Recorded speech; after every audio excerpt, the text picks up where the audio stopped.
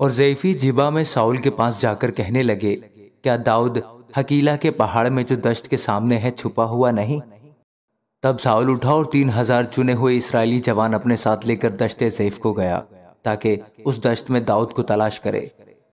اور ساؤل حکیلا کے پہاڑ میں جو دشت کے سامنے ہے راستہ کے کنارہ خیمہ زن ہوا، پر داؤد دشت میں رہا، اور اس نے دیکھا کہ ساؤل اس کے پیچھے دشت میں آیا ہے۔ پس داؤد نے جاسوس بھیج کر معلوم کر لیا کہ ساؤل فی الحقیقت آیا ہے۔ تب داؤد اٹھ کر ساؤل کی خیمہ گاہ میں آیا اور وہ جگہ دیکھی جہاں ساؤل اور نیر کا بیٹا ابینیر بھی، جو اس کے لشکرگاہ کا سردار تھا، آرام کر رہے تھے، اور ساؤل گاڑیوں کی جگہ کے بیچ سوتا تھا اور لوگ اس کے گردا گرد ڈیرے ڈالے ہوئے تھے۔ تب داؤد نے ہتی اخی ملک اور زرویاہ کے بیٹے ابیشے سے، جو یوآب کا بھائی تھا، کہا، کون میرے ساتھ ساؤل کے پاس خیمہ گاہ میں چلے گا؟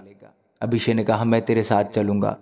سو داؤد اور ابیشے رات کو لشکر میں گھسے اور دیکھا کہ ساؤل گاڑیوں کی جگہ کے بیچ میں پڑا سو رہا ہے، اور اس کا نیزہ اس کے سرانے زمین پر گڑا ہوا ہے، اور ابینیر اور لشکر کے لوگ اس کے گرد پڑے ہیں۔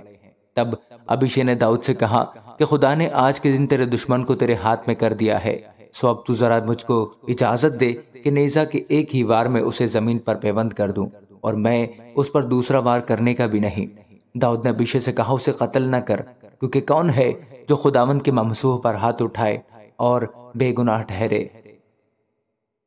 اور داؤد نے یہ بھی کہا کہ خداوند کی حیات کی قسم، خداوند آپ اس کو مارے گا، یا اس کی موت کا دن آئے گا، یا وہ جنگ میں جا کر مر جائے گا۔ لیکن خداوند نہ کرے کہ میں خداوند کے ممسوح پر ہاتھ چلاؤں، پر ذرا اس کے سرانے سے یہ نیزہ اور پانی کی سراہی اٹھا لے، پھر ہم چلیں۔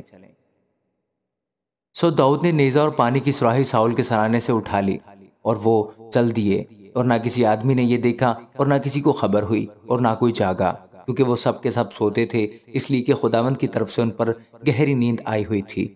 پھر داؤد دوسری طرف جا کر اس پہاڑ کی چوٹی پر دور کھڑا رہا، اور ان کے درمیان ایک بڑا فاصلہ تھا۔ اور داؤد نے ان لوگوں کو اور نیر کے بیٹے ابینیر کو پکار کر کہا کہ اے ابینیر، تو جواب نہیں دیتا۔ ابینیر نے جواب دیا، تو کون ہے جو بادشاہ کو پکارتا ہے؟ داؤد نے ابینیر سے کہا، کیا تو بڑا بہادر نہیں؟ اور کون بنی اسرائیل میں تیرا نظیر ہے؟ بس کس لیے تو نے اپنے مالک بادشاہ کی نگہبانی نہ کی؟ کیونکہ ایک شخص تیرے مالک کے بادشاہ کو قتل کرنے گھسا تھا۔ بس یہ کام تو نے کچھ اچھا نہ کیا۔ خداوند کی حیات کی قسم، تم واجب القتل ہو، کیونکہ تم نے اپنے مالک کی، جو خداوند کا ممسوح ہے، نگہبانی نہ کی۔ اب ذرا دیکھ کہ بادشاہ کا بھالا اور پانی کی سراہی جو اس کے سرانے تھی کہاں ہیں؟ تب ساؤل نے داؤد کی آواز پہچانی اور کہا، اے میرے بیٹے داؤد، کیا یہ تیری آواز ہے؟ داؤد نے کہا، اے میرے مالک بادشاہ، یہ میری ہی آواز ہے۔ اس نے کہا، میرا مالک کیوں اپنے خادم کے پیچھے پڑا ہے؟ میں نے کیا کیا ہے اور مجھ میں کیا بدی ہے؟ سو اب ذرا میرا مالک بادشاہ اپنے بندہ کی باتیں سنے۔ اگر خداوند نے تجھ کو میرے خلاف ابھارا ہو تو وہ کوئی ہدیہ منظور کرے، اور اگر یہ آدمیوں کا کام ہو تو وہ خداوند کے آگے ملعون ہو، کیونکہ انہوں نے آج کے دن مجھ کو خارج کیا ہے کہ میں خداوند کی دی ہوئی میراث میں شامل نہ رہوں، اور مجھ سے کہتے ہیں، جا اور دیوتاؤں کی عبادت کر۔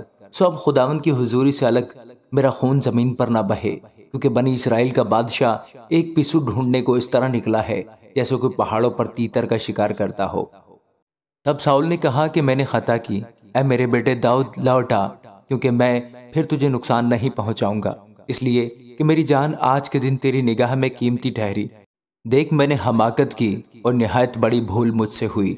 داؤد نے جواب دیا، اے بادشاہ، اس بھالا کو دیکھ، سو جوانوں میں سے کوئی آ کر اسے لے جائے، اور خداوند ہر شخص کو اس کی صداقت اور دیانتداری کے موافق جزا دے گا، کیونکہ خداوند نے آج تجھے میرے ہاتھ میں کر دیا تھا، پر میں نے نہ چاہا کہ خداوند کے ممسوح پر ہاتھ اٹھاؤں۔ اور دیکھ جس طرح تیری زندگی آج میری نظر میں گراں قدر ٹھہری، اسی طرح میری زندگی خداوند کی نگاہ میں گراں قدر ہو، اور وہ مجھے سب تکلیفوں سے رہائی بخشے۔ تب ساؤل نے داؤد سے کہا، اے میرے بیٹے داؤد، تو مبارک ہو، تو بڑے بڑے کام کرے گا اور ضرور فتح مند ہوگا۔ سو داؤد اپنی راہ چلا گیا اور ساؤل اپنے مکان کو لوٹا۔ آمین۔